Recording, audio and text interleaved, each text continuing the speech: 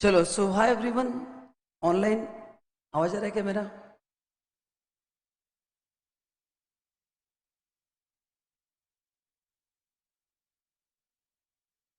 Online am I Audible?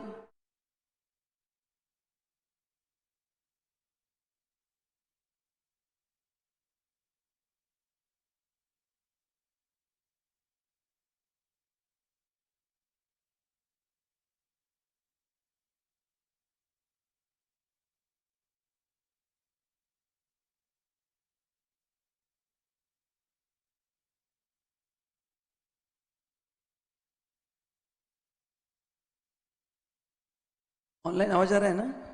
ठीक है।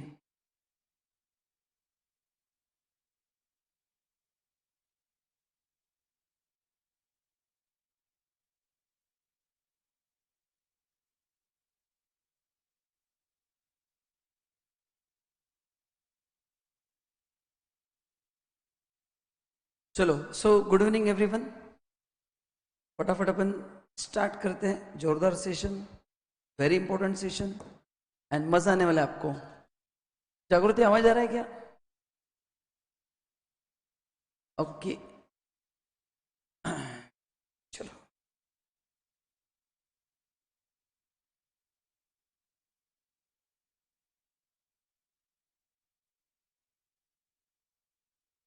चलिए। So guys, hi everyone. Value of supply में आपका स्वागत है। तो लास्ट सेशन में अपन ने टाइम ऑफ सप्लाई के क्वेश्चंस किए थे। आज करने जा रहे हैं अपन value of supply. Very important questions, weightage 5 marks और पूरे मार्क्स लेके आना है। ठीक है। चलो, एक बार बस ऑनलाइन हाय बोल देना, आवाज आ रहा है कि नहीं। पहला question, Indian company required to pay 1 lakh to a German company for technical know how. It deducted 10,000 as a income tax deducted at source, and paid 90,000 to German company. On what amount the Indian company will be liable to pay GST under RCM? Also state whether TCS amount is to be included in the value of supply or not. तो guys, hi everyone, ध्यान दो। अभी पहला question ही बड़ा interesting है। Hello. तो question number 11, just minute, आवाज इतना।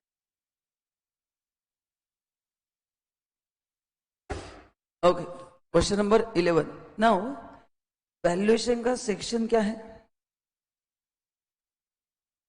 वैल्यूएशन का सेक्शन है 15, बराबर है। 15(1) में ट्रांजैक्शन वैल्यू का डेफिनेशन दिया है। 15(2) में इंक्लूजन्स दिए हैं। अगर आपको याद है तो 5 इंक्लूजन्स है। एंड 15(3) में एक्सक्लूजन है, जहां पे अपन लेते हैं डिस्काउंट। क्या लेते हैं अपन? डिस्काउंट लेते हैं, बराबर है। एंड जब टीवी फेल होता है तो अपन यूज करते हैं वैल्यूएशन रूल्स 27, 28, 29, 30, 31। तो इस सेशन में इन सभी का अपन आज रिवीजन करने वाले हैं। तो ये सेक्शन आपको पता होना चाहिए और अपने क्लास के नोट्स या आपके जो भी नोट्स है वो सामने रखना है वैल्यूएशन के, ताकि आपको रिकॉल करने के लिए आसान हो। एंड ये पीडीएफ भी आपको डाउनलोड करना है। वो पीडीएफ आपके सामने होना चाहिए। सभी मेरे पे डिपेंड करेंगे तो फिर मुश्किल हो जाएगा।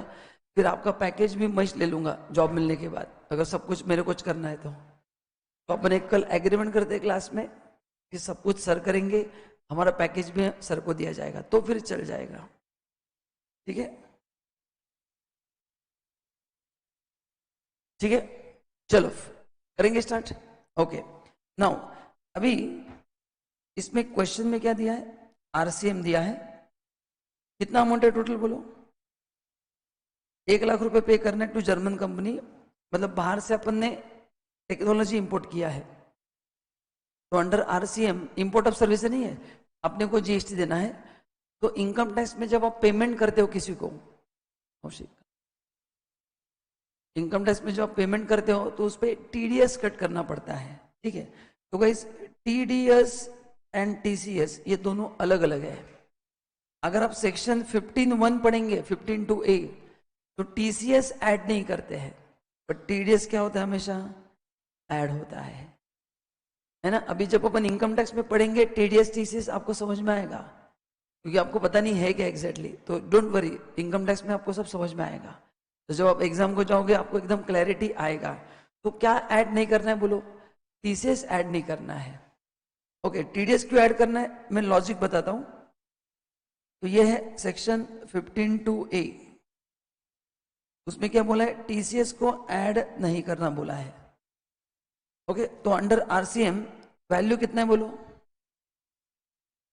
वैल्यू है 1 लाख, जो आप उसको पे करने वाले हो, उसमें से आपने टीडीएस कट किया 10,000, तो आपने फाइनल पे किया 90,000। अगर आप 90,000 पे जीएसटी लगाओगे तो गवर्नमेंट को 10,000 पे जीएसटी कम मिलेगा कि नहीं, क्योंकि उस बंदे का इनकम 1 लाख ही है, तो जीएसटी 1 लाख पे लगना चाहिए। ओके, तो बोलो क्या ऐड होगा क्या ऐड नहीं होगा, बोलो इसके पहले क्या होगा, टीडीएस ऐड होगा, टीसीएस ऐड नहीं होगा, तो क्या नोट लिखना है, TDS to be added, therefore value of supply कितना लेना है, 1 लाख बिफोर टीडीएस। एंड और एक नोट लिखो, TCS shall not be added. बोलोगे इस क्वेश्चन समझा सबको, समझा तो अरे वाह बोल के टाइप करके भेज देना सब लोग। यस, इसके पहले के सभी लेक्चर अपलोडेड है, ये एक प्लेलिस्ट ही है, सभी लेक्चर मिल जाएंगे। तो क्या ऐड नहीं करना है, ऑनलाइन सब टाइप करो, टीडीएस को ऐड करना है, टीसीएस को ऐड नहीं करना है। Good evening everyone. चलो नेक्स्ट क्वेश्चन, और आपको मेरे साथ ही लिखना है फटाफट फटाफट, ठीक है, मैं एक्सप्लेनेशन दे रहा हूं, आपको मेरे साथ लिखना है। ऑनलाइन क्लियर है, रिप्लाई करो फटाफट, अरे वाह, फिर मैं आगे बढ़ता हूं। Next question number 12, XYZ company purchase goods worth rupees 1,27,000 plus GST at 12% from Messrs Ash Private Limited for supply of electronic motors as per the contract. Ash Limited required to deliver goods to the premises of XYZ. Okay, तो ये supplier है Ash and recipient कौन है, XYZ। And condition क्या थी, Ash limited जो company है वो गुड्स बायर के घर पे पहुंचाएगी, उसके फैक्ट्री पे। Ash Limited hire transporter for delivery of goods to his premises. However, the lorry receipt of 22,000 indicate that freight is payable by XYZ company. क्या है, XYZ कंपनी। तो बोलो, तो अभी क्वेश्चन है कि ये जो फ्रेट है ये ऐड होगा कि नहीं होगा। अपन ने पढ़ा था कि suppliers liability paid by recipient section 15(2)(b), फिर उसको क्या करना है, अपने को ऐड करना है। ऊपर क्लियर कट लिखा है कि transportation was the responsibility of supplier which is paid by recipient. तो बोलो क्या करना है, सब लोग आंसर दो, ऐड करना है। क्या करना है, ऐड करना है, ठीक है। तो लिखो क्वेश्चन नंबर 12,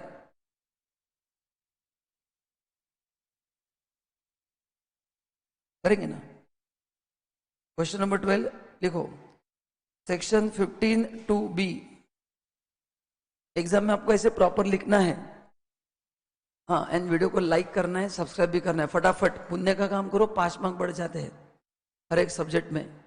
तो सेक्शन 15(2)(b क्या बोलता है, ये आपको लिखना है, एनी अमाउंट, 2 लाइन छोड़ देना, आपको घर पे लिखना है। क्या लिखना है, supplier's liability paid by recipient is to be added, ठीक है। तो देयरफॉर अभी वैल्यू ऑफ सप्लाई कितना होगा फिर, तो लिखो वैल्यू ऑफ, कौन सा प्रोडक्ट है, इलेक्ट्रॉनिक ना, हाँ, value of electronic product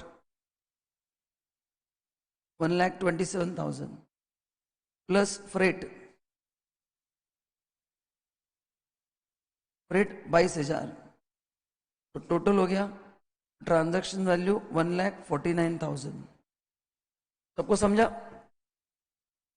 and अभी जीएसटी कितना बोला है, 12%। चलो सब लोग जीएसटी बताओ, एड जीएसटी एट 12%। भाई जो भी लोग ऑनलाइन लेक्चर अटेंड कर रहे हैं, डू इट विथ कमिटमेंट, फटाफट आंसर देना है, इंटरेक्ट करो तो आपको ही मजा आएगा, नहीं तो बोरिंग हो जाएगा। सो इंटरेक्ट करो, आंसर भेजो फटाफट। 12% जीएसटी बताओ, एंड वीडियो को लाइक करना है फटाफट।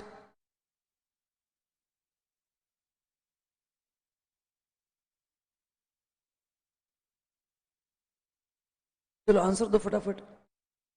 1,49,000 का कितना आ रहा है? अच्छा वो नीचे एक्स्ट्रा कैल्सी मेरे को दो, मतलब मेरे को इजी हो जाएगा, मैं आज मेरा कैल्सी लाना भूल गया। 1,49,000 into 12%, 17,880, 17,880। Online still no reply from your side, great Karushi, thank you so much. चलो नेक्स्ट क्वेश्चन नंबर 13, सबको क्लियर है?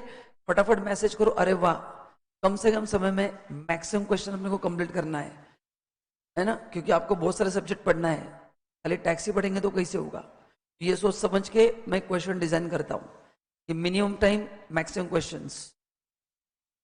ग्रेट, चलिए thank you so much. Next question 13, XYZ Limited sell plant and machinery install at its factory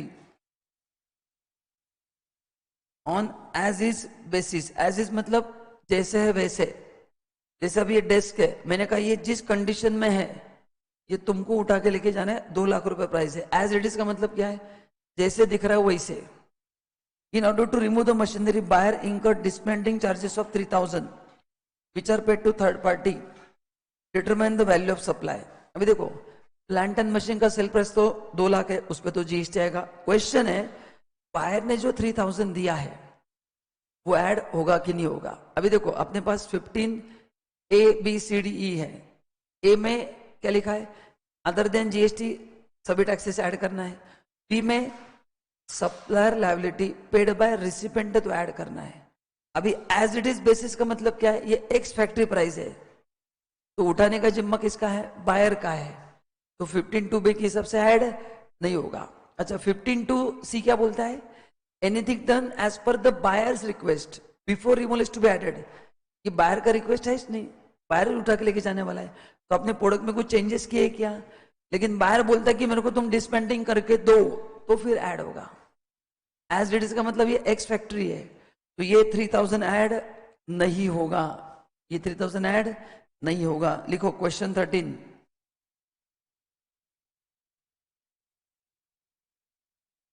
question number 13 लिखो। Value of machine कितना? Value of machine 2 lakh. Add नहीं बता रहा हूं मैं, डिसमेंटलिंग चार्जेस नहीं होंगे। वर्किंग नोट नंबर 1, तो टोटल वैल्यू कितना होगा? 2 लाख। नीचे नोट नंबर 1, नीचे नोट नंबर 1 लिखो। क्या लिखेंगे नोट नंबर 1 में? डिसमेंटलिंग चार्जेस आर, नहीं ऐसे लिखो, as plant and machinery is sold on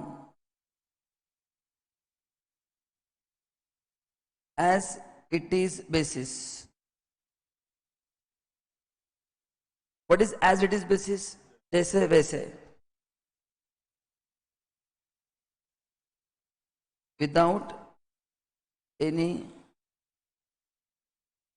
liability of dismantling।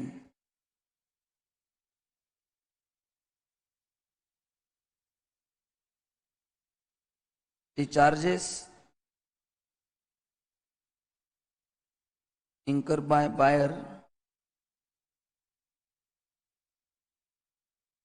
shall not be added। the charges incurred by buyer shall not be added। Online सबको clear है? फटाफट सुपरफास्ट तरीके से reply करना है। ऑनलाइन क्लियर है? फटाफट रिप्लाई करो सब लोग। चलिए next,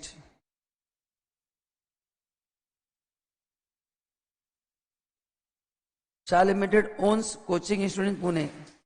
The institute charges student for giving training in GST.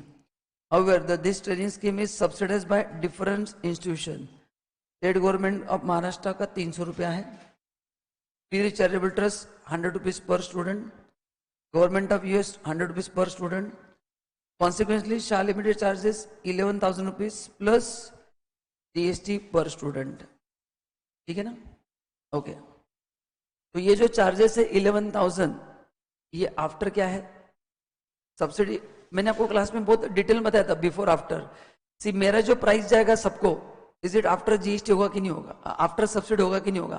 मैं पहले सबसे सब्सिडी लूंगा, फिर मैं मेरा प्राइस क्या करूंगा, कम करूंगा. तो आपको जो प्राइस दिया जाएगा वो ऑब्वियसली आफ्टर सब्सिडी होगा, unless it is given it is before subsidy. But जहां पे कुछ भी नहीं दिया तो क्या एज्यूम करना है? This price is after subsidy. तो लिखो अभी पहले क्वेश्चन नंबर 14. तो बोलो कौन सा सब्सिडी ऐड नहीं होगा? खाली subsidy from central and state government, बाकी सभी सब्सिडी ऐड होगा. देखो क्वेश्चन नंबर क्या है? Question number 14. तो लिखो कितना है? Transaction value 11,000. ऑनलाइन सबको समझा क्या? ऑनलाइन रिप्लाई करो, समझा कि नहीं? Transaction value 11,000. अच्छा, देन ऐड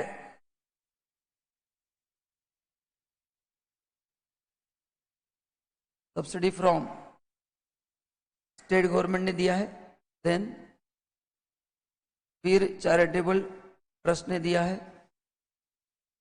यूएस गवर्नमेंट ने दिया है. तो स्टेट गवर्नमेंट का ऐड नहीं होगा.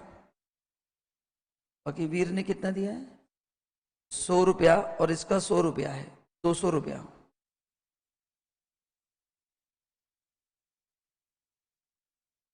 तो 11,200 होगा ट्रांजैक्शन वैल्यू. ऑनलाइन क्लियर है क्या? सब लोग रिप्लाई करो please. I want reply from everyone. हो गया? Add CGST 9%, SGST 9%. तो चलो सब लोग आंसर बताओ. 9% बोला है ना? रेट नहीं, सॉरी रेट नहीं दिया है क्या? तो फिर यहाँ पे लिखो ना 9% जीएसटी. अपन ने पढ़ा था कुछ नहीं दिया तो 18% एज्यूम करना है, याद है ना? तो 9% करो. तो 11,200 इंटू 9% 1,008 आ रहा है. तो दोनों आएगा 1,008.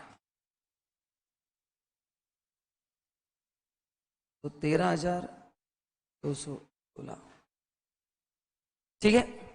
तो guys so for so good. सबको समझ में आ गया?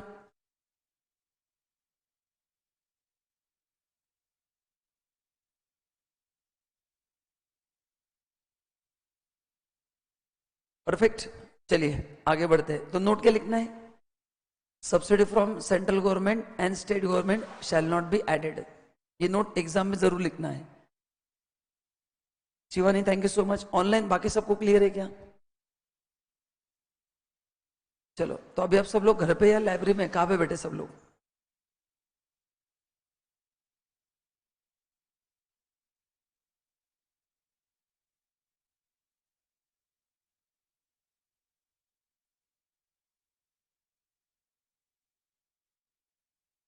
ठीक है. चलिए next. Candy blue limited Mumbai registered supplier is manufacturing of chocolates and biscuits. It provide following details of interstate supply made by it for the month of October. List price of goods. List price का मतलब होता है printed price. List price मतलब printed price है ना, MRP. The items already adjusted मतलब ये जो 12 लाख प्राइस है इसमें ये सब एडजस्ट ऑलरेडी हो चुका है. अच्छा, आबा लाइब्रेरी में, हर्ष लाइब्रेरी में है, वैभव घर पे, बाकी सब लोग घर पे हैं. ये गार्डन में घूमते घूमते मेरा लेक्चर देख रहे हो. जेन्युइन आंसर देना. मेरा सीआईडी आपके पीछे है. एन आइटम नॉट एडजस्टेड दिया है. अच्छा क्लास में याद करो मैंने बताया था जो नॉट एडजस्टेड है उसके तीन पॉसिबिलिटीज है, या तो ऐड होगा, या तो लेस होगा, या तो इग्नोर होगा। करेक्ट। एंड जो ऑलरेडी एडेड है वो खाली माइनस होगा। ठीक है, तो subsidy from central government 1,20,000, subsidy from trade association 30,000, municipal tax 24,000, packing charges 12,000, late fee paid by recipient 5,000। Calculate value of taxable supply. चलो तो करो कैलकुलेट सब लोग। ऐसे लाइब्रेरी में काफी लोग लाइब्रेरी से देख रहे हैं, बहुत बढ़िया गाइस, गुड कमिटमेंट। चलो तो अभी आप ट्राई कर सकते हैं कि मैं 2 मिनट देता हूं। अभी सब्सिडी का क्या करना है, लेट्स सी।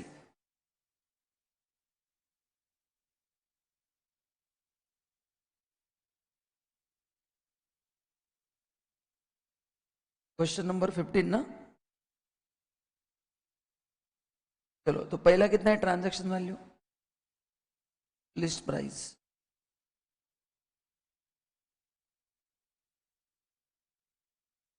$12.40 बराबर है। चलो नाउ बताओ, सेंट्रल गवर्नमेंट का सब्सिडी, अच्छा एडजस्ट किया मतलब क्या है? नहीं, एडजस्ट करके दिया मतलब, सी पहले आप मेरे को लॉजिक बताओ। मेरे इस प्रोडक्ट का प्राइस 100 रुपया है, मेरे को सब्सिडी मिला है 10 रुपया, तो मैं आपको कितना चार्ज करूंगा? 90 चार्ज करूंगा ना। हाँ, मतलब एडजस्टिंग का मतलब क्या है, ये माइनस करके दिया है। एडजस्ट का मतलब, अब लॉजिक लगाओ ना। तो जब मेरे को जब सब्सिडी मिलेगा, आपको प्रोडक्ट सस्ता मिलना चाहिए कि नहीं बताओ? बिफोर सब्सिडी प्राइस 100 रुपीज है, मेरे को सब्सिडी मिला है, तो मैं आपको जो प्राइस लगाऊंगा, इज इट आफ्टर सब्सिडी और नॉट? ये भी भूल जाओ, आप बिजनेस मैन हो, एक आप प्रोडक्ट का कॉस्टिंग कर रहे हो, कॉस्टिंग करते समय, सेलिंग प्राइस निकालते समय जो सब्सिडी गवर्नमेंट से मिल रहा है उसको माइनस करोगे कि नहीं करोगे? जब पूरा पैसा लोगे कस्टमर से, फिर गवर्नमेंट तुमको सब्सिडी क्यों देगा, कोई भी आदमी? तो जब भी तुमको सब्सिडी मिलता है तो ऑलरेडी प्राइस क्या होता है, माइनस करके देते हैं, unless it is given before. पर यहाँ पे आफ्टर है, मैंने क्लास में आफ्टर बिफोर बहुत डिटेल में समझा है। तो यहाँ पे एडजस्ट करके दिया मतलब आफ्टर सब्सिडी, मतलब ये माइनस करके दिया है। तो अदर देन सेंट्रल गवर्नमेंट सभी सब्सिडी क्या करना है बोलो, ऐड करना है। क्या करना है बोलो, ऐड करना है। Is this clear online? तो लिखो add subsidy from central government, यह तो ऐड नहीं होगा। देन दूसरा किससे मिला है, ट्रेड एसोसिएशन से मिला है 30,000।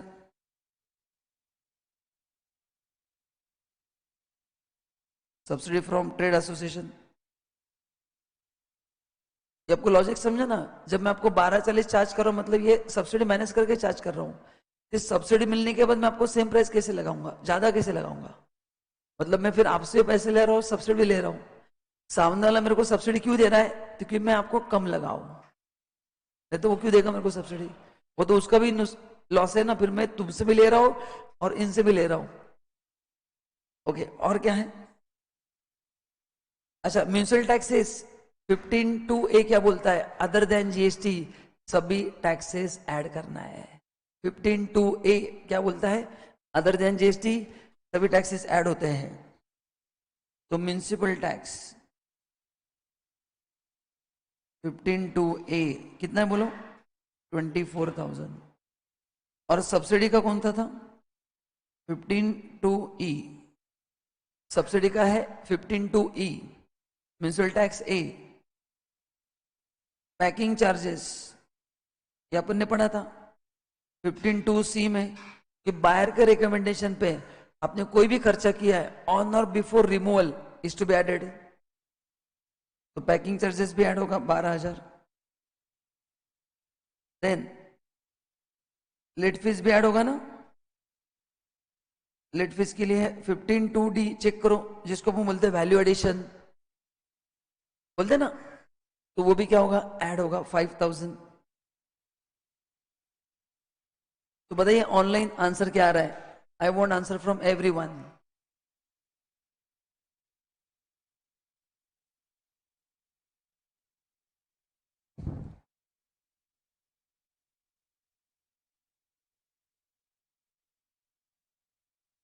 अब एडजस्ट किया का मतलब तुम समझो, अब मैं वही बोल रहा हूं, अब लिसन केयरफुली, मेरे प्रोडक्ट का प्राइस 100 रुपये आभा तुम्हारे लिए।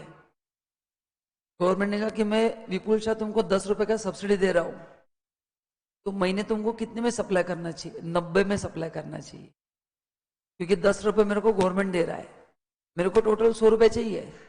तो जब गवर्नमेंट 10 रुपए देगा आभा, मैं तुमको 90 ही चार्ज करूंगा। तो 90 जो है ये सब्सिडी के बाद है, ये आफ्टर सब्सिडी है। तो सब्सिडी का अमाउंट क्या करना पड़ेगा बताओ? ऐड करना पड़ेगा, क्योंकि मैं तुमको 90 ही चार्ज कर रहा हूं। तो 90 पे जीएसटी नहीं आएगा, 10 रुपए जो मेरे को दिया है उस पे भी जीएसटी आएगा, बस वो सेंट्रल एंड स्टेट का नहीं होना चाहिए, बाकी जो भी हो सब क्या होगा? ऐड होगा। अब doubt clear?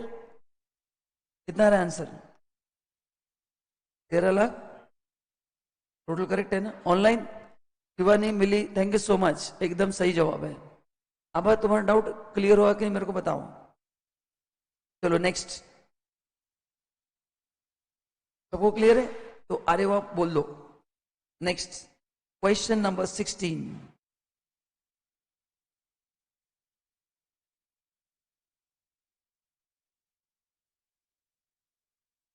Patanjali Care Limited has introduced new product Danta Kanti toothpaste. Determine the GST payable if rate is 18% on toothpaste and 12% on both brush.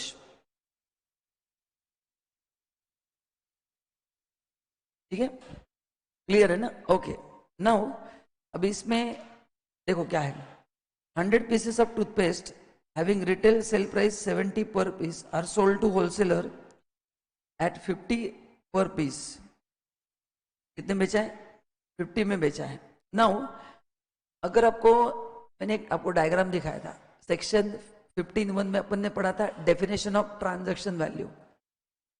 अच्छा मैंने मॉल का एग्जांपल दिया था, व्हाट इज ट्रांजैक्शन वैल्यू? जो पैसा मैंने आपसे लिया है तो वो एमआरपी से इक्वल भी हो सकता है, ज्यादा भी हो सकता है और कम भी हो सकता है। तो नेचुरली बताओ, एज अ मैन्युफैक्चरर पतंजलि जब टूथपेस्ट बनाएंगी तो होलसेलर को कम दाम में देंगे कि नहीं? तो वो पैसा कैसे कमाएंगा? पतंजलि ने उनको 17 में बेचा, वो भी आपको 17 में बेचेंगे क्या? नहीं, तो ये प्राइस कम करके बेचा है। बट अगर प्राइस करेक्ट नहीं तो टीवी फेल होता है। बट टीवी फेल कब होगा? अगर वो रिलेटेड है तो। यानी price is not the sole consideration. इधर बोला है कि रिलेटेड है, नहीं। कुछ काइंड में मिल रहा है क्या? नहीं। तो ये प्राइस एक्सेप्ट किया जाएगा, क्योंकि उसको रिजेक्ट करने का आप मेरे को रीजन बताओ। रिजेक्ट दो ही केस में होगा, are the related, nothing is mention. कुछ काइंड में मिल रहा है क्या? वो भी नहीं दिया है। तो बोलो पहले केस में प्राइस क्या होगा? What is the TV in case 1? क्या होगा ट्रांजैक्शन वैल्यू? 1000 इंटू 50, 50,000 रुपये। ऑनलाइन सबको समझा? समझा तो अरे वाह बोलना है। तो हर बार टीवी डायरेक्टली मतलब कम दाम में बेचा मतलब टीवी फेल होता है, ऐसा कुछ भी नहीं है। Okay second, 2500 pieces of toothpaste having MRP of 70 are sold in retail package। मतलब अभी होलसेलर ने आगे बेचा 70 रुपए में, the buyer is charged only for 2400 pieces at 50 per piece, 100 pieces given as a free quantity discount। मतलब अभी बात हो रही है, मैंने 2500 पीसेस बेचे। कितने बेचे? 2500, लेकिन उसमें 100 फ्री दिए एंड 2400 का जो बिलिंग है वो 50 रुपए से किया है। ओके मतलब बायर को 100 फ्री दिए है। क्या दिए? फ्री दिए, बराबर है।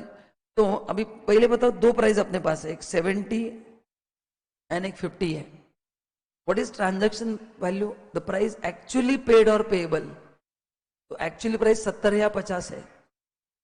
एक्चुअली पेड और पेएबल 50 है, भले उसमें प्राइस 70 है। अब दिवाली में क्रैकर्स खरीदते हैं ना, उसमें प्राइस तो 2000 होता है, वो आपको 150 में देता है। तो प्राइस छापने को कुछ भी छाप सकते हैं, बराबर है ना? तो प्राइस कौन सा होगा पहले बोलो? प्राइस 50 होगा, ये पहले समझा सबको, है ना? करेक्ट ना? प्रिंटेड प्राइस 70 है। मैंने बार बार बोल रहा हूं, टीवी प्रिंटेड प्राइस से इक्वल भी हो सकता है, कम भी हो सकता है या ज्यादा। गवर्नमेंट ने क्या बोला है? तुमने जो पैसा लिया ना हम पे, उसको जीएसटी चाहिए, बस इतना आपको समझना है। ओके अभी 100 पीसेस फ्री में दिया है, अच्छा, जो फ्री में दिया उसको सप्लाई मानेंगे क्या अपन? नहीं, तो इसमें जीएसटी किस पे आएगा? 24 × 50, क्योंकि मैं कस्टमर से उतने पैसे ले रहा हूँ ना। कस्टमर से जब आपको by one get one free मिलता है तो आप एक ही प्रोडक्ट का प्राइस देते हैं कि नहीं, एंड उस पर जीएसटी आता है, बस वैसे ही है। तो what is the TV here? 2400 × 50, 1,20,000। And ये जो 100 गुड्स अपन ने दिए ना, इसको मैं एज अ डिस्काउंट भी माइनस कर सकता हूँ। 2500 गुड्स लेस 100 गुड्स, हाँ मतलब इसलिए तो 2400 आएगा। तो 2400 × 50। ऑनलाइन समझा सबको? अरे हाँ या ना, आपको समझा कि नहीं ऑनलाइन? नेक्स्ट, 50 पैसे toothpaste given is a free sample. अपन ने पढ़ा था ब्लॉक क्रेडिट में सेक्शन 17(5) कि जब भी आप फ्री सैंपल देते हैं तो उसका आईटीसी क्लेम नहीं करना है और उस पर जीएसटी भी नहीं आएगा, क्योंकि फ्री में दिया है ना। तो क्या होगा? Not a supply. तीसरा, आपने फ्री दिया तो काय का सप्लाई, एंड सप्लाई का तो बताओ कहां पे आएगा? टीवी तो फेल हो गया, अभी वैल्यूएशन उसमें कहां से वैल्यू लोगे? फ्री में दिया आपने। तो जब मैं सामने वाले से पैसा नहीं ले रहा हूं, मैं जीएसटी कैसे भरूंगा? हाँ, कौन से फ्री पे जीएसटी आते पता है?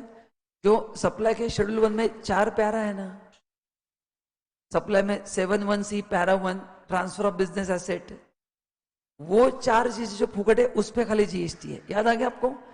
7(1)(c) पैरा 1 2 3 4 वो फ्री में जाते तो उसमें जीएसटी, लेकिन उसमें सैंपल नहीं, आप चेक करना। तो जीएसटी में फ्री पे जीएसटी कब आएगा बताओ? कौन से फ्री में जीएसटी आएगा? जब वो 7(1)(c) पैरा 1 2 3 4 में कवर्ड है। Point to be noted bye everyone, GST में पैरा 1 2 3 4 के केसेस है तो ही फ्री में जीएसटी आएगा, otherwise in all cases GST won't come. And अब मेरे को ढूंढ के बताऊं फ्री सैंपल पैरा 1 2 3 4 में कहां पे है? I hope this justification is enough now. मैंने आपको डायरेक्ट आंसर दे दिया है, मतलब आपको सोचने की जरूरत नहीं कि सर कहां पे प्रोविजन है। Next, 200 units of multiply cleared at 90 per pack containing 2 toothpaste tube, 1 brush free without any MRP, without any MRP, but 90 rupees में आपने बेचा है ना? तो 200 में क्या क्या है? अच्छा, उस पैक के अंदर क्या अपने को फर्क नहीं पड़ता, अपन ने बेचा क्या है? 200 मल्टी पैक, उसमें टूथपेस्ट है, ब्रश है या शेविंग ब्रश है, अपने को क्या करना है? तो बोलो कितना होगा टीवी? 200 × 90, 1,88,000। ऑनलाइन सबको समझा तो अरे वाह बोलना है, ठीक है? एंड जीएसटी का रेट कितना है?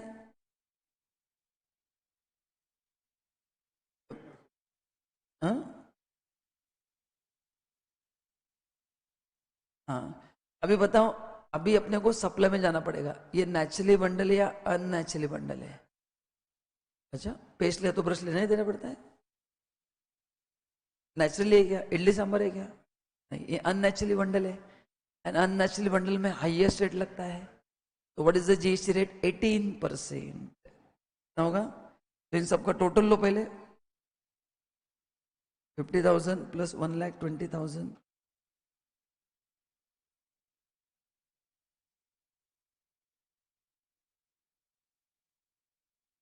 भाई समझा सबको? हाईएस्ट रेट क्यों आएगा? क्योंकि वो कौन सा सप्लाई है?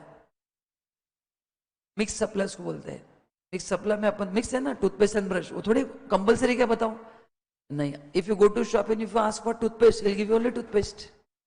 ये कंपनी ऑफर निकालती है तो साथ में आता है। Are you getting my point? This is not idli sambar, idli sambar में कंपलसरी है, वो इसे सर्व हो ही नहीं सकता। तो GST at 18%, 64440, 64440। Is this clear guides?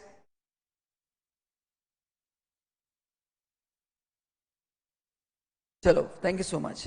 Next, बराबर यही आ रहा है ना? नहीं कुछ गलत किया मैंने? लेकिन एक मिनट, ये सभी सप्लाई कैसा हुआ है? एक मिनट, नहीं एक minute, oh I am sorry, पहला टूथपेस्ट है ना, टूथपेस्ट पे 18% है। हाँ आई एम सॉरी, अलग अलग निकालना पड़ेगा, वही बोला ऐसे क्यों हो रहा है, सबका अलग अलग निकालना पड़ेगा ना। पहला प्रोडक्ट कौन सा है बोलो, पहला टूथपेस्ट है, दूसरा टूथपेस्ट, और तीसरा भी वही से, ये सभी बराबर है, सभी टूथपेस्ट ही है ना।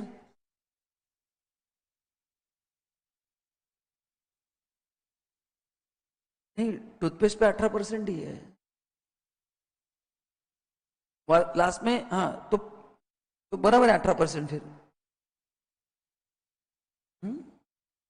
एक मिनट, ये गलत हुआ क्या, नहीं नहीं, 200 × 90 वो 18,000 आ रहा है, वो स्टूडेंट ने लिखा इसलिए मेरे को पता चला। तो ऋषि थैंक यू सो मच, गलती हो गई मेरे से कैलकुलेशन।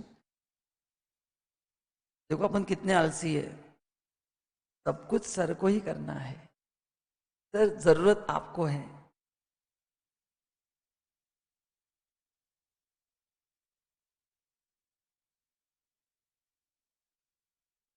टू फोर 188 ना, 188 sorry, 188 into 18%, I am sorry, 33840, 33840। पहला गड़बड़ होता, मैंने टोटल गलत लिया था, रेट बराबर था। तो पहले तो टूथपेस्ट ही है 18%, तीसरा मिक्स सप्लाई है, मिक्स सप्लाई में हाईएस्ट रेट लगता है, तो तीसरे पे भी, तो पहले दो मिक्स सप्लाई नहीं है, लास्ट वाला मिक्स सप्लाई 18%। हाँ next, Dev enterprise is supplier of water cooler, Dev enterprises supplied water cooler to Vimal trader for a construction of 2,95,000 including 18% GST। Vimal trader also give some material to Dev, material दिया है मतलब price is not the sole consideration, क्योंकि वो price genuine price नहीं है। ये cooler बनाने का जो मटेरियल है वो किसने दिया है, विमल ट्रेडर ने दिया ना, मतलब देव ने कूलर सप्लाई किए, लेकिन उसका मटेरियल किसने दिया है, विमल। मतलब टीवी फेल हो गया, टीवी फेल हो गया तो अपने को, मतलब ये कंस्ट्रक्शन काइंड हो गया ना, कि मैं आपको कूलर बना के देता हूँ लेकिन आप मेरे को थोड़ा उसका मटेरियल दो, तो मटेरियल आपका है, बस कूलर मैंने बना के दिया है। सेक्शन 15 फेल हो गया, रूल 27 पिक्चर में आएगा। रूल 27 में पहला है ओपन मार्केट वैल्यू, दूसरा अगर ओपन मार्केट वैल्यू नहीं है तो जो कैश में मिला वो कैश में प्लस जो काइंड में मिला उसका मार्केट वैल्यू, तीसरा अगर वो भी नहीं है तो लाइक काइंड एंड क्वालिटी, वो भी नहीं है तो चौथा rule 30, what is rule 30, 110% of cost of production, and last वो भी नहीं है तो rule 31, assessing officer will decide. Last क्या है, बराबर ना, to the best of his ability, वैसे ही है ना, क्या कुछ अलग है, वही है ना, क्वेश्चन समझा क्या आपको। हाँ चलो, तो मटेरियल का वैल्यू कितना है 10,000 excluding GST। Dev enterprises has supplied same goods to another person at 297,360। Another person means क्या होता है, बराबर ना, वही प्रोडक्ट मैं किसी और को कितने में सप्लाई कर रहा हूं। Determine the value of supply as per the provision of CGST act. ठीक है, तो पहला क्वेश्चन देखते हैं, सेकंड बाद में देखेंगे अपन। देखो question 17, question 1,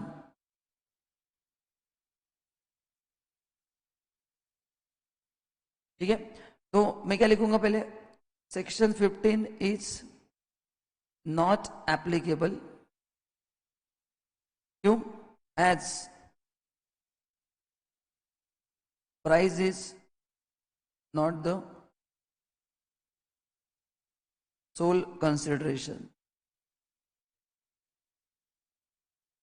price is not the sole consideration, तो टीवी फेल होगा।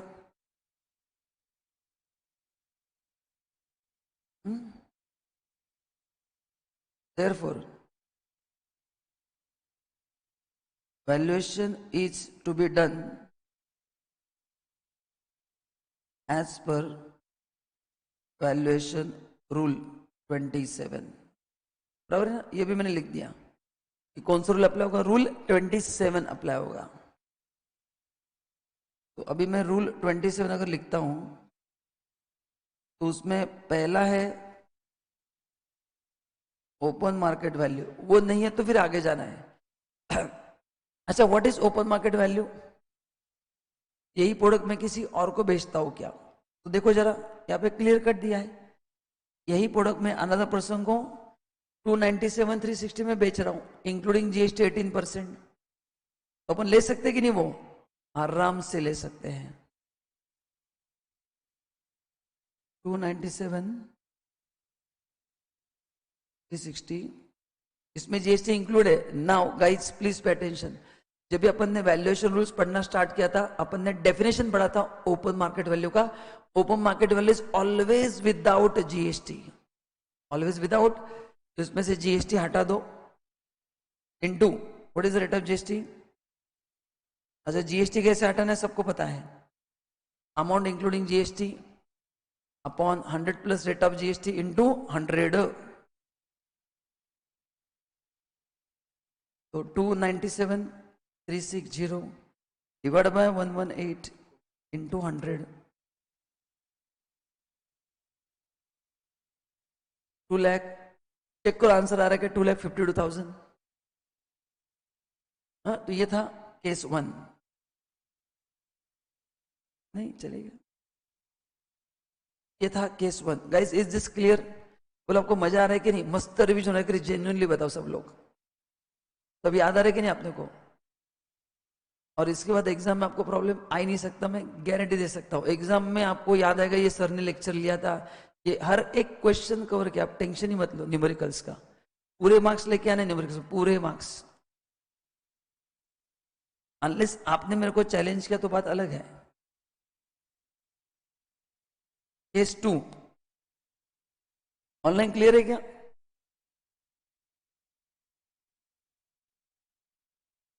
ऑनलाइन रिप्लाई करो। चलो केस 2 क्या दिया है? What will you answer if price of 290 not available? मतलब ये ओपन मार्केट वैल्यू नहीं है ना, ये प्राइस नहीं है। तो केस 2 में, केस 2 में पहला क्या बोला है? ओपन मार्केट वैल्यू नहीं है। तो बी क्या है? देखो रूल 27 चेक करो, नोट सामने रखना है। रूल 27 में क्या लिखा है? जो कैश मिला वो कैश में, एंड जो काइंड में मिला उसका मॉनेटरी वैल्यू, है ना। तो cash received plus monetary value of material, and ये भी फेल हो गया। तो फिर तीसरा क्या है? Like kind and quality. तो चेक करो कितना अमाउंट दिया, दिया है कि अपने को कैश कितना मिला उसके अगेंस्ट? किधर दिया है? बट दिया है क्या क्वेश्चन में?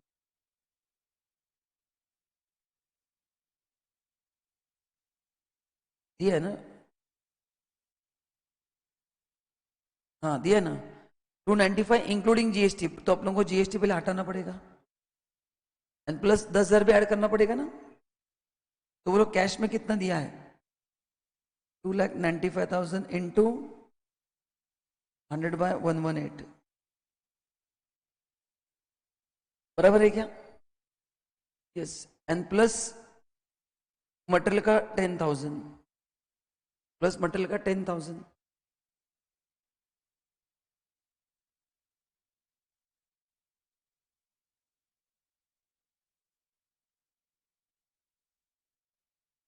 तो आंसर आएगा 2,60,000। यस, आंसर कितना आएगा? 2,60,000।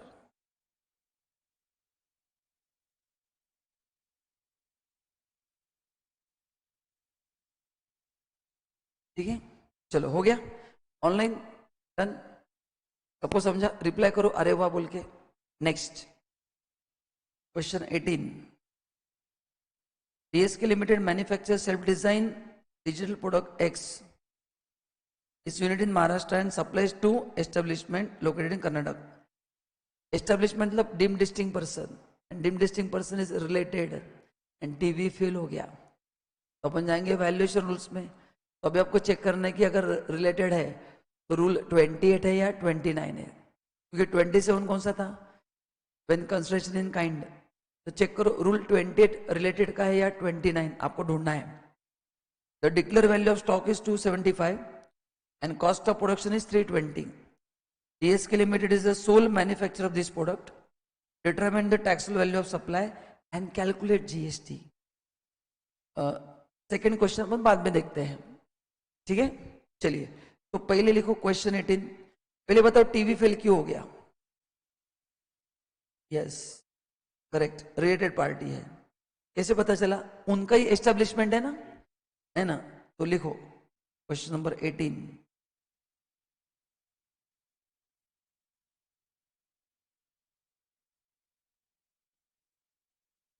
क्वेश्चन नंबर 18 में क्या है ना? टीवी नॉट एप्लीकेबल एज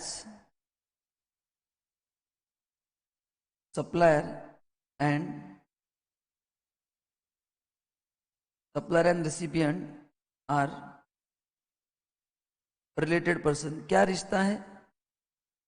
वो डीम डिस्टिंग पर्सन है, बराबर है ना? They are deem distinct person, सही है क्या बताओ? तो वैल्यूएशन रूल कौन सा अप्लाई होगा बताओ ना? रिलेटेड है तो रूल 28 अप्लाई होगा। एजेंट के लिए 29 है, एजेंट के लिए रूल कौन सा है? 29। रिलेटेड के लिए 28। 28 में पहला है ओपन मार्केट। मैंने आपको कहा था, अगर कोई याद है, रूल 27 में ABCD है, उसमें से B हटा दो, आपका रूल 28 रेडी हो गया है। पर उसमें दो डेंजरस प्रोवाइजो थे कि अगर वो बंदा आगे बेच रहा है तो उसका 90% भी ले सकते हैं। और उसमें सेकंड प्रोवाइजो था कि अगर वो बंदा रजिस्टर है तो वही टीवी माना जाएगा। तो let's go one by one. पहला ओपन मार्केट वैल्यू है क्या? देखो, नहीं, वो तो ओपन मार्केट वैल्यू, ये गुड्स किसी और को बेच रहे क्या? नहीं ना। वो सेल्फ डिजाइन प्रोडक्ट है, मतलब ये खाली उनके यूनिट्स के लिए बना रहे। आप समझ रहे क्या? सेल्फ डिजाइन प्रोडक्ट है, ये उनके यूनिट्स के लिए बना रहे, मतलब ये बाहर बेच ही नहीं रहे, क्योंकि ये प्रोडक्ट खाली अपने कंपनी में फिट होगा। अरे समझ में आ रहा है कि नहीं? सुनो, टाटा मोटर्स का एज्यूम करो एक यूनिट है जो उनके स्टेयरिंग बनाता है। अभी वो स्टेयरिंग ऑब्वियसली यूज कहाँ पे होगा? टाटा मोटर्स के कार में फिट होगा ना, वो दूसरी जगह पे यूज हो ही नहीं सकता।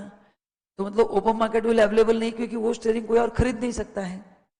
तो ये ओपन मार्केट वैल्यू फेल हो गया। दूसरा, नहीं वो तो आता ही नहीं ना, लाइक काइंड एंड क्वालिटी भी फेल हो गया, क्योंकि वैसा प्रोडक्ट है ही नहीं ना। तीसरा, रूल 30, रूल 30 बोलता है 110% of cost of production. Check करो उसका कॉस्ट ऑफ प्रोडक्शन दिया है क्या? रूल 20 दिया है क्या? कॉस्ट ऑफ प्रोडक्शन दिया है ना? कितना दिया है? 3,20,000 दिया है, देखो कॉस्ट खत्म, उसका 110%।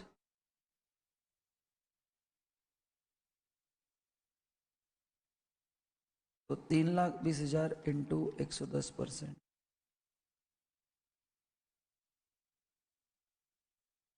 3,52,000।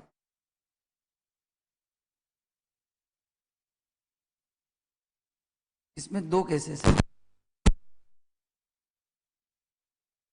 ये केस 1 एंड ये है केस 2। हाँ, केस 2 में देखो क्या बोला है, अगर वो बंदा रजिस्टर है तो फिर वो वैल्यू एक्सेप्ट किया जाएगा। मैंने कहा था रूल 28 में प्रोवाइजो पढ़ लो, लास्ट प्रोवाइजो, कि अगर जो रिलेटेड पर्सन है वो रजिस्टर है तो टीवी को चैलेंज नहीं किया जाएगा, उसी को ओपन मार्केट वैल्यू माना जाएगा। तो क्या लिख रहे हैं यहाँ पे? रिसिपेंट इज रजिस्टर पर्सन, है ना? तो फिर जो प्राइस पे सप्लाई हुआ वही टीवी माना जाएगा। सबको याद आ रहा है कि नहीं आ रहा है? बोलो जरा, रिप्लाई करो। तो कितने रेट पे बेचा है? ये कितने में बेचा है? 2,75,000 से बेचा है ना? कितने में बेचा है? 2,75,000। तो टीवी 2,75,000। अच्छा, ये जो वैल्यूएशन उसमें प्राइस चाहिए मेरे को विदाउट जीएसटी चाहिए। अब ये प्राइस क्या है? विद जीएसटी है विदाउट है? विदाउट है। तो जीएसटी कितना आएगा?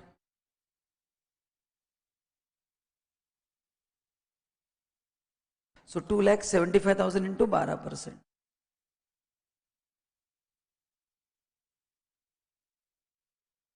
33,000। Guys, is this clear to everyone? बोलो, सबको समझा क्या?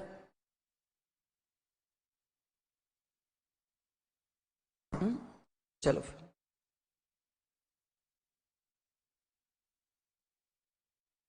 हो डन। नेक्स्ट,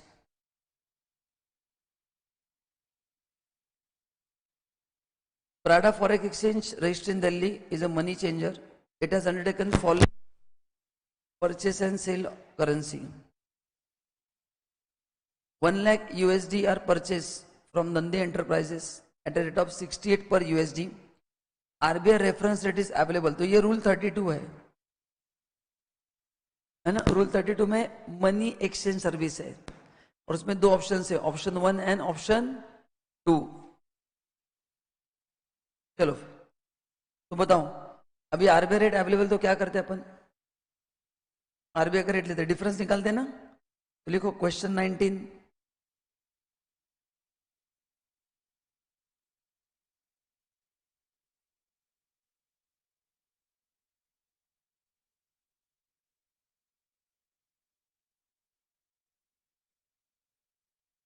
क्वेश्चन 19 पहला क्वेश्चन है ना, क्या है? आरबीआई रेट इज अवेलेबल,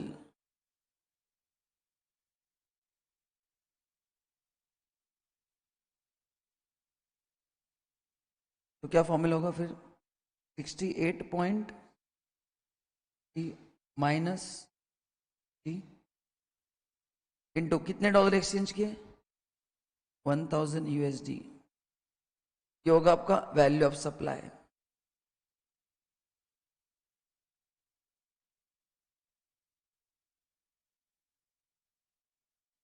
कितना है बोलो? 68.6 माइनस दिया 68, डिफरेंस लेना है ना।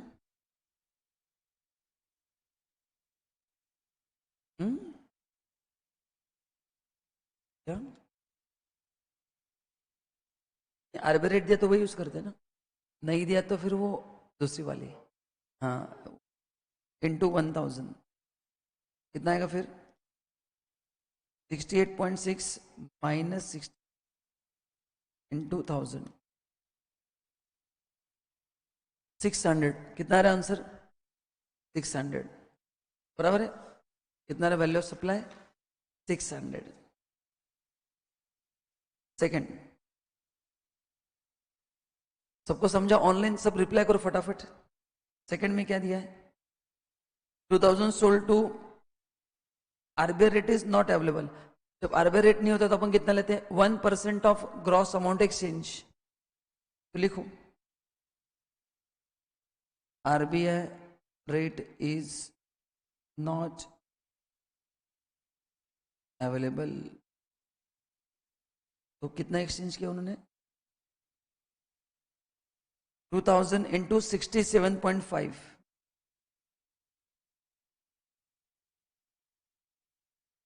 इंटू 1%, तो 2000 इंटू 67.5 इंटू 1%, 1350। देखो आ रहा है क्या 1350?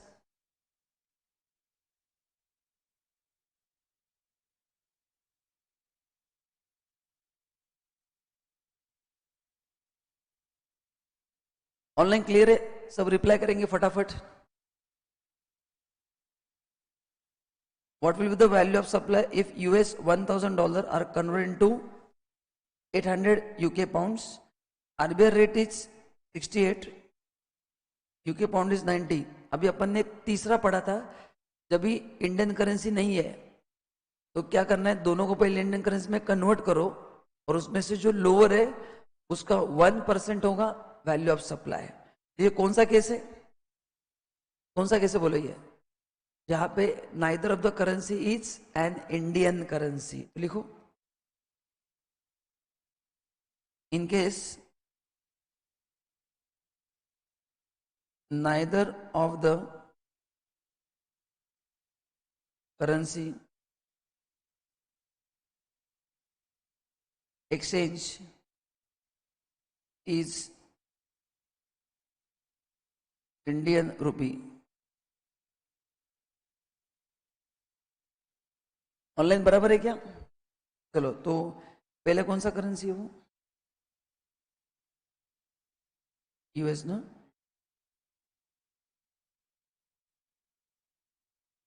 नहीं, अपने को यही देखना है ना, 1000 इंटू 68 एंड 800 इंटू 90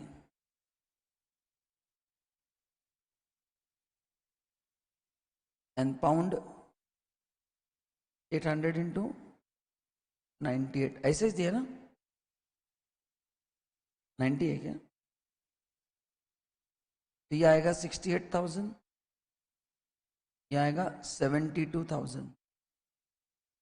बोलो वैल्यू ऑफ सप्लाई क्या होगा? इसमें से जो लोअर है उसका 1%, तो वैल्यू ऑफ सप्लाई शैल भी 1% ऑफ 68,000।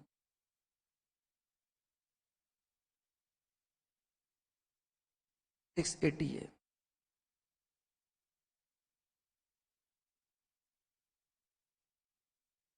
क्या है? 680।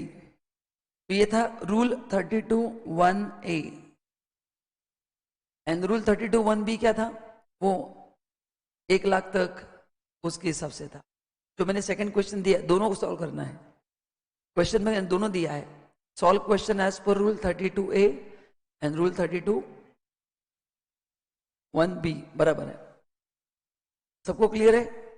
चलो अभी देखो क्वेश्चन, देखो क्या बोला है। रूल 32 है एंड 32(b). तो 32(b) मतलब कौन सा? दूसरा ऑप्शन याद है ना?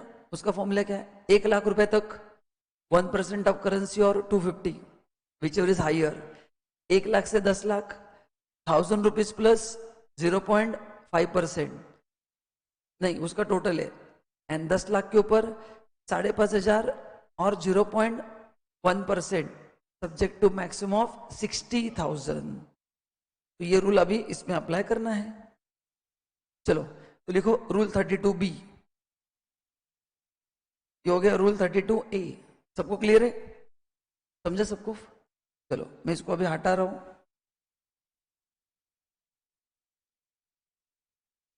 रूल 32(2)(b), ठीक है। अभी पहले केस में कितना करेंसी एक्सचेंज हो बताओ?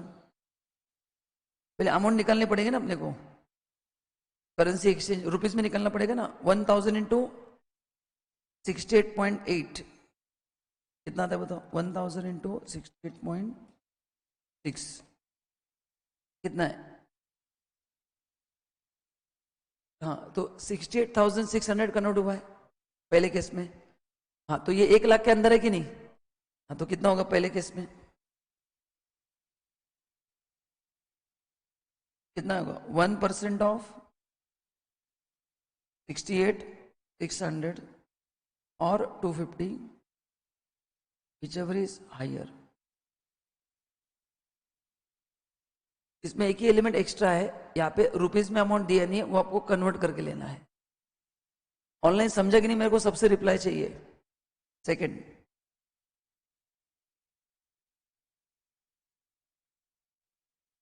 अभी क्या करना पहले आपको? पहले विच एवर इज लेस हुआ है ना, उसको लेना है ना? दोनों में से लेस लेना है ना, तो बराबर है ना? नहीं सॉरी, ये तीसरा है, आरबीआई रेट नॉट अवेलेबल ना। ठीक है, 2000 इंटू 67 पॉइंट कितना रहे? 1,35,000 है, तो उसको दो पार्ट में डिवाइड करना पड़ेगा। पहले 1 लाख का वर्किंग अलग होगा एंड 35,000 का वर्किंग क्या होगा? अलग होगा। सही है ना? अरे हाँ है ना? तो कितना अमाउंट एक्सचेंज है? 1,35,000। तो उसमें ऑन 1 लाख कितना होगा? 1% ऑफ 1 लाख और 250 विच एवर इज हायर, ये 1000 होगा। एंड बैलेंस 35,000 इंटू 0.5%,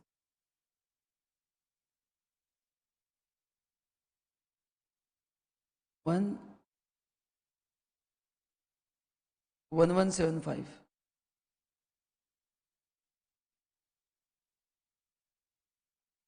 ऑनलाइन समझा कि नहीं सब रिप्लाई करो। बस इसमें एक्स्ट्रा क्या बताओ, उसको रुपीज में कन्वर्ट करना है। एक्स्ट्रा क्या है उसमें रुपीज में कन्वर्ट करना है।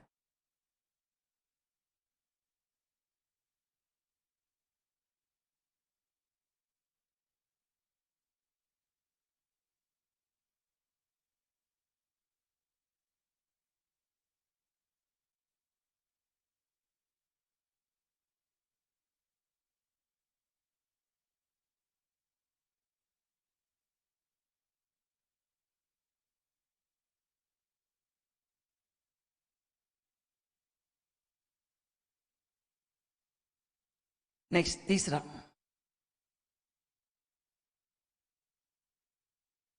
अभी तीसरे में पहले विच एवर इज लेस लो है ना, फिर उसको कन्वर्ट करो। बोलो इसमें से लेस कौन सा अपन ने किया ना, 1000 इंटू 68 लेस है या 800 इंटू 90 लेस है, अपन ने किया है। कितना है तीसरा वैल्यू, 1000 इंटू वो लेस है ना, तो फिर वो लो, खत्म करो क्वेश्चन, बराबर है ना। तो तीसरे में वैल्यू कितना है 68, हाँ जो लेस है वो लेना है, विच एवर इज लेस। तो 680 आएगा, कितना आएगा 680, कर सकते हैं आप, इतना सिंपल है ना। तो ऑप्शन 1 से वैल्यू लेना है, मतलब amount, but value of supply यहां पे आके निकालना है। चलो एंड लास्ट क्वेश्चन आपका इंश्योरेंस का है ना। इंश्योरेंस में आपको क्या क्या ध्यान में रखना है, अगर प्योर इंश्योरेंस है तो पूरे अमाउंट पे जीएसटी आएगा। अगर वन टाइम पॉलिसी है तो प्रीमियम के 10% इज वैल्यू ऑफ सप्लाई। तीसरा, अगर पॉलिसी लेते समय एलोकेशन पता है तो खाली इंश्योरेंस पार्ट पे जीएसटी आएगा। चौथा, ऐसा कुछ भी नहीं दिया है तो पहले साल के प्रीमियम पे 25% वैल्यू ऑफ सप्लाई होगा, उस पे जीएसटी आएगा। एंड सेकेंड ईयर पे 12.5% प्रीमियम का होगा, उस पे जीएसटी आएगा। तो इंश्योरेंस में 4 पॉसिबिलिटी है। पहला, LIC of India general policy, total premium 25,000 lakh, उसमें से 5,000 फर्स्ट ईयर का है, मतलब 20,000 सेकेंड ईयर का है ना। तो कितना होगा बोलो पहले केस में, हाँ 20, तो पहले केस में होगा तो 5,000 लैक्स इंटू 25%, ये होगा अपना वैल्यू ऑफ सप्लाई।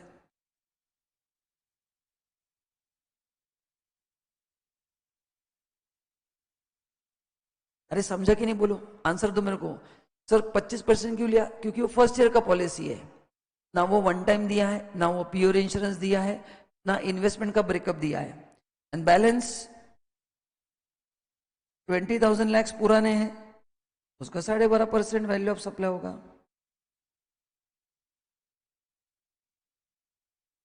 तो 20,000 का 12.5%,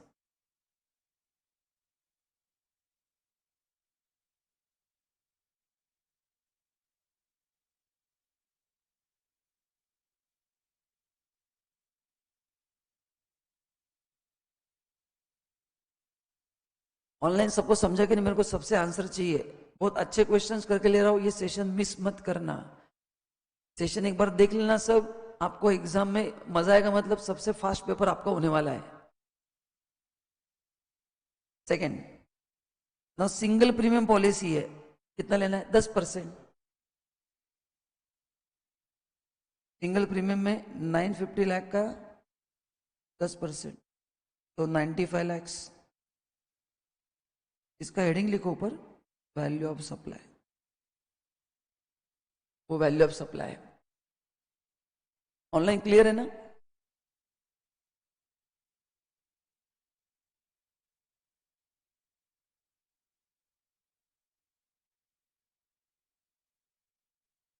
तुमको मिल जाएगा प्लेलिस्ट में, अपने चैनल के यूट्यूब पे देख लो, तुमको प्लेलिस्ट में मिल जाएगा, डोंट वरी, इसका प्लेलिस्ट क्रिएट किया है। तीसरा, ओनली रिस्क कवर, मतलब प्योर इंश्योरेंस है, प्योर इंश्योरेंस में एक एक अमाउंट पे जीएसटी आता है। तो लिखो pure insurance, what is pure insurance, जहां पे खाली रिस्क कवर होगा, आपको 1 रुपया एक्स्ट्रा नहीं मिलेगा, मरेंगे तो पैसा मिलेगा, मैच्योरिटी पे कोई पैसा नहीं मिलेगा, प्रीमियम गयो तो 9 कितना अमाउंट है, तो वही होगा वैल्यू ऑफ सप्लाई, उसमें कुछ भी वर्किंग नहीं है। चौथा, अच्छा मैक्रो इंश्योरेंस पॉलिसी 2 लाख का, अब ये थोड़ा क्रिटिकल क्वेश्चन है, आप एग्जामिनेशन में जाना, उसमें अपन ने पढ़ा है कि लाइफ मैक्रो पॉलिसी एग्जेम्प्ट है। अभी आई नो ये आपके लिए लर्न करना डिफिकल्ट है, पर मैं आपको एक जस्ट एक वैरायटी देना चाहता था। तो क्या करना है, एग्जामिनेशन चैप्टर में जाना है, उस पे इंश्योरेंस सेक्टर में देखो मैंने बहुत बड़ा लिस्ट दिया है और मैंने क्लास में मार्क करके दिया कि ये एग्जाम में आता है और मैंने ले भी लिया है। जो बोलता हूं मैं करता हूं, एंड जो नहीं बोलता वो भी करता हूं। सो जिनको लगा कि मैंने नहीं बोला मैंने कर दिया है, तो ये एग्जाम्प्ट है। एंड लास्ट वेरिएबल मतलब बाइफिकेशन अवेलेबल है, तो वहां पे इन्वेस्टमेंट अमाउंट पे जीएसटी नहीं आएगा। Premium collected 8,000 lakhs, 80% allocated for investment, जिसका ब्रेकअप दिया है, तो बचे हुए 20% पे जीएसटी आएगा। तो 8,000 इंटू 20% कितना आएगा,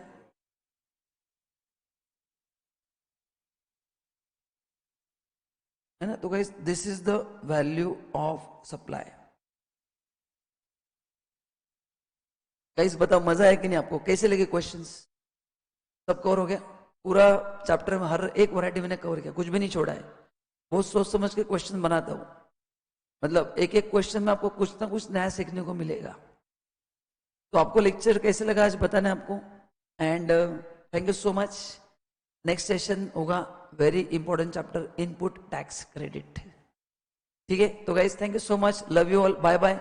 लेक्चर कैसे लगा कमेंट में जरूर बताना, या अपने व्हाट्सएप ग्रुप में भी आप बता सकते हैं कि आपको लेक्चर कैसा लगा, ताकि मेरे को आइडिया आता है नेक्स्ट सेशन किस तरह से लेना है। तो your feedback is very important for me, okay. Thank you so much and bye bye.